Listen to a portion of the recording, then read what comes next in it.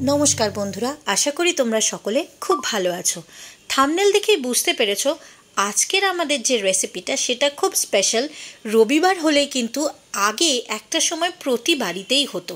সকালবেলায় ফুলকো ফুলকো লুচি, সাদা আলুর তরকারি, বেগুন ভাজা আর সঙ্গে যে কোনো একটা মিষ্টি হলে বাঙালি বাবুদের কিন্তু রোববারটা খুব আনন্দে কাটতো। তো চলো সেই রেসিপিটাই আজকে বানিয়ে নেওয়া যাক।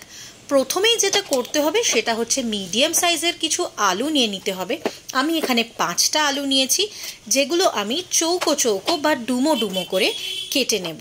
দেখতেই পাচ্ছ আলুগুলো কাটা হয়ে গেলে কিন্তু জলে ভিজিয়ে রাখবে।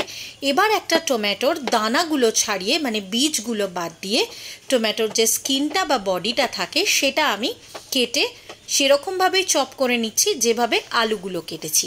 কেটে একটা জায়গায় সরিয়ে রাখলাম। বেগুন ভাজার জন্য বেগুন গোল গোল করে কেটে নিলাম এবং সেটাকে জলে ডুবিয়ে রাখা কিন্তু অতি অবশ্যই করতে হবে, তার কারণ বেগুন না হলে কালো হয়ে যাবে। তো দেখো আমি জলে ডুবিয়ে সেটাকে ধুয়ে নিয়ে এর মধ্যে এবার মিশিয়ে দেব সামান্য একটুখানি নুন আর সামান্য একটুখানি চিনি। নুন চিনি দিয়ে বেগুন ভাজলে যে একটা মিষ্টি নোনতা ভাব আসে, এটা কিন্তু ঘটি বাড়ির একটা স্পেশাল আইটেম বলতে পারো। এই ধরনের বেগুন ভাজা তোমরা কে কে খেতে ভালোবাসো আমাকে কমেন্ট সেকশনে জানিও। দেখো বেগুনটা কেটে নুন চিনি মাখিয়ে আমি ঢাকা দিয়ে রাখলাম। এবার একটা কড়াইতে বা একটা প্যানে আমি সামান্য একটুখানি তেল গরম করতে দিলাম। আমি এটা সাদা তেলে করছি, তোমরা চাইলে কিন্তু সর্ষের তেলও ব্যবহার করতে পারো। সঙ্গে দিয়ে দিলাম 2টো শুকনো লঙ্কা ভেঙে ফোড়ন, আর তার সাথে দিলাম 1 চিমটে সমান কালো জিরে। এই দুটো আইটেমই কিন্তু মাস্ট। এবার যারা একটু ঝাল পছন্দ করো তারা কিন্তু চাইলে 2-4টে কাঁচা লঙ্কাও এভাবে কুচিয়ে দিয়ে দিতে পারো। এবার আমি ঢেলে দিলাম আলুগুলো আর টমেটোটা। এটা দেওয়ার পর একটুখানি নাড়াচাড়া করে আলুগুলোকে একটু লাল হওয়া পর্যন্ত ভেজে নিতে হবে। আমি এখানে ব্যবহার করছি চন্দ্রমুখী আলু, আর তোমরা জানো চন্দ্রমুখী আলু কিন্তু ভাজতে ভাজতেই অনেকটা কুক হয়ে যায়।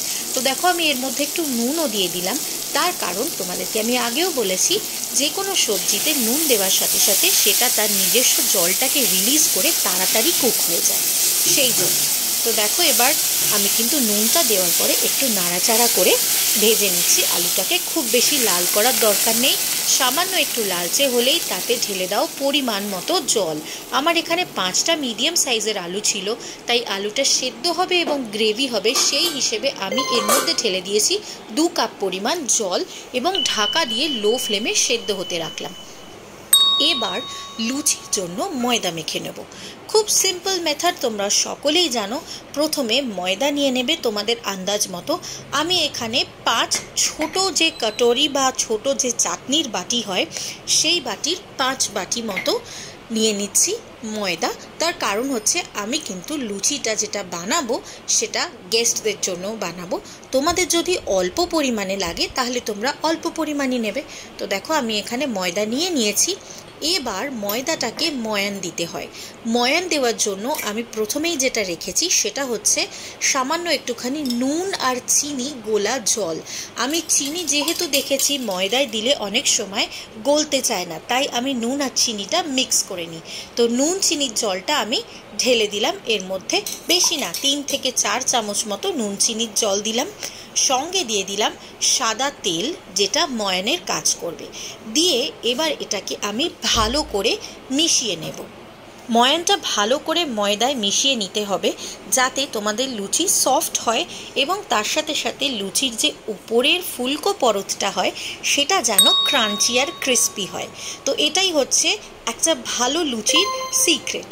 এবার দেখো ময়ানটা দেওয়ার পর আমি সামান্য জল দিয়ে দিয়ে ময়দাটাকে মেখে নেব। ময়দাটায় যখন জল দেবে অল্প অল্প করেই দেবে, একসাথে কিন্তু জল ঢালবে না, তাতে কিন্তু ময়দা পাতলা হয়ে যাবে। তো দেখো ময়দাটাকে আমি এইভাবে মেখে নিয়েছি। ময়দাটা বুঝবে কি করে তোমাদের রেডি হয়ে গেছে সেটাও বলছি। ময়দাটা একটু টাইট মাখা হয়ে গেলে দেখো একটু ভালো করে হাত দিয়ে নিট করে নিতে হবে। এবার এইভাবে একটা মণ্ড তৈরি করে নিয়ে দেখবে আঙুলটা প্রেস করে যদি দেখো ময়দা বাউন্স ব্যাক করছে তাহলে জানবে তোমাদের ময়দা মাখাটা ভীষণ সুন্দর হয়েছে। দেখো আমি আঙুল দিয়ে চাপছি, সেটা কিন্তু আবার ফুলে বাউন্স ব্যাক করছে, মানে সঠিক ময়ানের ময়দা মাখা হয়েছে। এবার এটাকে ঢাকা দিয়ে কিছুক্ষণের জন্য রেস্টিং টাইম দাও। চলো দেখে নিই আলুর তরকারিটা কী অবস্থায় রয়েছে। তো দেখো আমি ঢাকনাটা তুলে নিলাম, আলুগুলো কিন্তু অলমোস্ট সেদ্ধ হয়ে গেছে। যেহেতু চন্দ্রমুখী আলু ছিল, মিনিট 10-15 মতো আমি রেখে দিয়েছিলাম এবং তার মধ্যেই আমি টুকটাক কিছু কাজও সারছিলাম, লো ফ্লেমে রাখা ছিল। তো দেখতেই পাচ্ছ আলুগুলো সেদ্ধ হয়ে গেছে। এবার আর কিছুই তেমন করার নেই। একটা আলু ভেঙে যখন বুঝবে যে আলুগুলো সিদ্ধ হয়ে গেছে, তখন এটাকে আর একটু জলটাকে শুকনো হওয়ার সময় দেবে। জলটা একটু শুকনো হয়ে গেলে দেখো এরকম আলুগুলো একটু মাখা মাখা হতে শুরু করবে। এই পর্যায়ে তুমি কিন্তু আলুর তরকারিটা রিমুভ করে নেবে। তো রেডি হয়ে গেল তোমাদের সাদা আলুর তরকারি। এরপর যেটা আমরা বানাবো সেটা হচ্ছে বেগুন ভাজা। যদি রেসিপিটা এতক্ষণ পর্যন্ত দেখে থাকো তাহলে আশা করি তোমাদের দেখতে ভালো লাগছে। তাই রিকোয়েস্ট করব চ্যানেলটাকে সাবস্ক্রাইব করে পাশে থাকা বেল আইকনটা প্রেস করে দাও, আর একটা লাইক করো আর কমেন্ট করে জানিও তোমরা আরও কি দেখতে চাও। এবার দেখো যে বেগুনটা আমি নুন চিনি মাখিয়ে রেখেছিলাম, সেই বেগুনটা আস্তে আস্তে আমি প্যানে দিয়ে হালকা ঢাকা দিয়ে রাখলাম, দিয়ে ভাজতে শুরু করলাম লো টু মিডিয়াম ফ্লেমে। কখনোই খুব হাই ফ্লেমে বেগুন ভাজবে না, তাহলে ওপরটা পুরো কালো হয়ে যাবে, ভেতরটা কুক হবে না। লো টু মিডিয়াম ফ্লেম করে করে বেগুনগুলোকে উল্টে পাল্টে এইভাবে ভেজে নিতে হয়। আমি দেখো এইভাবেই কিন্তু বেগুনটাকে ঢাকা দিয়ে দিয়ে ভেজে নিলাম। এইবার বেগুনটা ভাজা হয়ে গেলে দেখো বেগুনটা কিন্তু খুব কম তেলও অ্যাবজর্ব করেছে, তার কারণ আমি এতে অলরেডি নুন চিনি মাখিয়ে রেখেছিলাম, বেগুনের জলটা অনেকটা রিলিজ করে গেছে। এবার বেগুনটা ভাজা হয়ে গেছে, আমি একটা পাত্রে তুলে সরিয়ে রেখে দেবো। তো দেখো বেগুনটাকে একটু ওলট পালট করে নিয়ে আমি তুলে রেখে দিচ্ছি।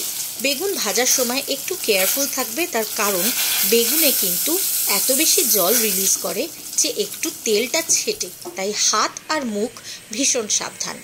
দেখো আমার কিন্তু বেগুন ভাজাও রেডি হয়ে গেছে। খুব বেশি কালো বা কড়া ভাজা নয়, কিন্তু খেতে খুব সুন্দর হবে। এবার দেখো আমার ময়দাটা কিন্তু একদম রেডি হয়ে গেছে, বুঝতেই পারছো। আমি আরও একবার হালকাভাবে হাত দিয়ে নিট করে নেব, বা আরেকবার একটুখানি মণ্ডটা মেখে নেব ভালো করে, নিয়ে এর মধ্যে থেকে ছোট ছোট লিচি বা পেড়া যেটাকে বলা হয় সেটা কেটে নেব। তো একটু নাড়াচাড়া করে নিয়ে আমি এর মধ্যে থেকে ছোট ছোট লেচি কেটে নিলাম। লুচি যেরকম সাইজের তোমরা বানাতে চাও সেই হিসেবেই কিন্তু তোমরা এর মধ্যে থেকে লেচি কেটে নেবে। আমি যেহেতু লুচিগুলো একটু মিডিয়াম সাইজের রাখবো, তাই একটু বড় বড় লেচি আমি এর মধ্যে থেকে কেটে নিচ্ছি। তো লেচিগুলো কেটে নেওয়ার পর হাতে করে সুন্দরভাবে গোল গোল শেপ করে দেব, আর লেচিটায় তেল মাখিয়ে রেখে দেবো যাতে এগুলো ড্রাই না হয়ে যায়। আর হ্যাঁ, লেচিটা কেটে এরকম গোল গোল পেড়া টাইপের বানাবার পরে কিন্তু অতি অবশ্যই তেল মাখিয়ে ঢাকা দিয়ে রাখবে, যাতে আমাদের টেম্পারেচারের সাথে হাওয়ার সাথে মিশে এগুলো শক্ত না হয়ে যায়। তো দেখো আমি এরকমভাবে লেচিগুলো বানিয়ে নিচ্ছি। আশা করি রেসিপিটা দেখতে তোমাদের খুব ভালো লাগছে। যদি ভালো লাগে তাহলে test and travel with Sharmi চ্যানেলটাকে অতি অবশ্যই সাবস্ক্রাইব করো, কারণ তোমাদের একটা সাবস্ক্রিপশন, তোমাদের একটা লাইক, একটা কমেন্ট আমাকে কিন্তু অনেকটা এনকারেজ করে। তাই বলবো লাইক আর কমেন্টটাও করো, আর যদি ভালো লাগে বন্ধুদের সাথেও শেয়ার করো। তোমরা আরও কি দেখতে চাও সেটাও কিন্তু আমায় কমেন্ট করে জানাতে পারো। আশা করি এই সমস্ত ফ্রি সাবস্ক্রিপশন, কমেন্ট, লাইক এগুলো তোমরা করবে, কারণ মানুষ এতটাও কিপটে হয় না যে ফ্রিতে সাবস্ক্রিপশনও করতে চায় না। তো চলো দেখো আমি একটু তেল মাখিয়ে রেখে দিয়েছি লেচিটায়। এবার এর মধ্যে থেকে আমি বেলে নেব লুচি। প্রথমেই আমি যে বেলনিটা বা যে চাকিটায় লুচি বেলবো সেটা একটু তেল মাখিয়ে নেব, যাতে লুচিটা গায়ে চিপকে না যায় বা আটকে না যায়। তারপরে এর মধ্যে থেকে আমি লুচি বেলতে শুরু করব। তো আমার খুব ফেভারিট একটা ব্রেকফাস্ট হচ্ছে এই লুচি, সাদা আলুর তরকারি আর বেগুন ভাজা। সঙ্গে যদি যে কোনো ধরনের একটা মিষ্টি হয়, সত্যি সানডেটা জমে যায়। তোমরা কারা আমার মতো লুচি, বেগুন ভাজা, সাদা আলুর তরকারি এগুলো খেতে ভালোবাসো, অতি অবশ্যই কমেন্ট সেকশনে জানিও। আর রেসিপিটা ভালো লাগলে কমেন্ট বক্সে একটা লাভ রিয়াক্ট করো, তাহলেই জানবো তোমাদের রেসিপিটা ভালো লাগছে। তো এইভাবে দেখো আমি লুচিগুলোকে কিন্তু বেলে নিলাম। আশা করি তোমরা বুঝতেই পারছো লুচিগুলো কিন্তু একটু পাতলা পাতলাই বেলতে হয়। মোটা মোটা লুচি বেললে সে লুচি কিন্তু ভাজার পরে ভীষণ মোটা হয়ে যায়, আর ভালো লাগে না খেতে। তো দেখো আমি কড়াইতে তেল দিয়ে নিচ্ছি, এটা কিন্তু আমি সাদা তেল ঢালছি। আমি এখানে ব্যবহার করছি রাইস ব্র্যান অয়েল। তোমরা চাইলে সানফ্লাওয়ার অয়েল বা সয়াবিন অয়েল বা গ্রাউন্ডনাট অয়েল যে কোনো সাদা তেল ব্যবহার করতে পারো। তো আমি এইভাবে তেলটা গরম করতে রেখে আরও কয়েকটা লুচি বেলে নিচ্ছি এবং সরিয়ে রাখছি। এরপর লুচিগুলোকে ভেজে নিতে হবে। প্লিজ বন্ধুরা, যদি আমার এই চ্যানেলটা ভালো লাগে আর ভিডিওসগুলো ভালো লাগে, তাহলে আমার চ্যানেলটাকে অতি অবশ্যই সাবস্ক্রাইব করো আর কমেন্ট অতি অবশ্যই করো, কারণ তোমাদের এক একটা কমেন্ট না আমাকে ভীষণ এনকারেজ করে। ভীষণ ভালো লাগে তোমাদের গল্পও শুনতে। তোমরা কারা ছোটোবেলায় লুচি এইভাবে টিফিনে নিয়ে যেতে, কারা এই ধরনের ব্রেকফাস্ট এখনও বাড়িতে বানিয়ে খাও রোববার হলে, একটু জানিও। বা যারা হস্টেলে থাকো তারা বাবা মার রান্না কিভাবে মিস করো, বা বাড়িতে মায়ের হাতের লুচি কেমন মিস করো, সেই গল্পটাও জানিও। এই দেখো আমার তোমাদের সাথে কিন্তু কথা বলতে বলতে লুচি ভাজা শুরু হয়ে গেছে। দেখতেই পাচ্ছ লুচিগুলো কিন্তু বেলুনের মতো ফুলছে। আর এরকম সুন্দর লুচির রেসিপি আর কেউ তোমাদের দেবে না, কারণ আমি প্রত্যেকটা টিপস অ্যান্ড ট্রিক্স কিন্তু শেয়ার করেছি লুচিটার ময়দা মাখার সময়। তাই লুচিগুলো এত সুন্দর বেলুনের মতো ফুলছে। তেলটা যখন খুব গরম হবে তখনই কিন্তু লুচিগুলো ছাড়বে, তাহলে এরকম সাদা সাদা আর ফুলকো ফুলকো বেলুনের মতো লুচি হবে। এরকম লুচি হলে কিন্তু নিরামিষ হোক বা আমিষ যে কোনো পদ জমে যায়, তাই না? একটু কমেন্ট সেকশনে জানিও। চলো, তোমাদের সাথে কথা বলতে বলতে আমার লুচি ভাজাও রেডি হয়ে গেছে। এই দেখো লুচিগুলো কীরকম দেখতে হয়েছে। তো আমি পাতে লুচি সাজিয়ে নিয়েছি, সঙ্গে নিয়ে নিচ্ছি গরম গরম বেগুন ভাজা, তার সাথে রয়েছে সাদা আলুর তরকারি। তোমরা চাইলে কিন্তু টমেটোটা স্কিপ করতে পারো যদি একদম সাদা খাওয়া পছন্দ করো। সাদা আলুর তরকারিটা বেড়ে নিলাম। মিষ্টিটা অবভিয়াসলি বাইরে থেকে কেনা, সেটা আমি কিনেই এনেছি, বানাইনি। তবে তোমরা চাইলে আমি তোমাদের জন্য বিভিন্ন ডেজার্টের রেসিপিও শেয়ার করব। লুচিগুলো দেখো কীরকম ফুলকো ফুলকো হয়ে রয়েছে। আর লুচিটা কিন্তু যতক্ষণ ধরে আমি ভিডিও করছি ততক্ষণই এরকম ফোলাই রয়েছে। তাই আমার রেসিপি ফলো করলে নন ফেলিয়ার ফুলকো ফুলকো বেলুনের মতো লুচি হবে।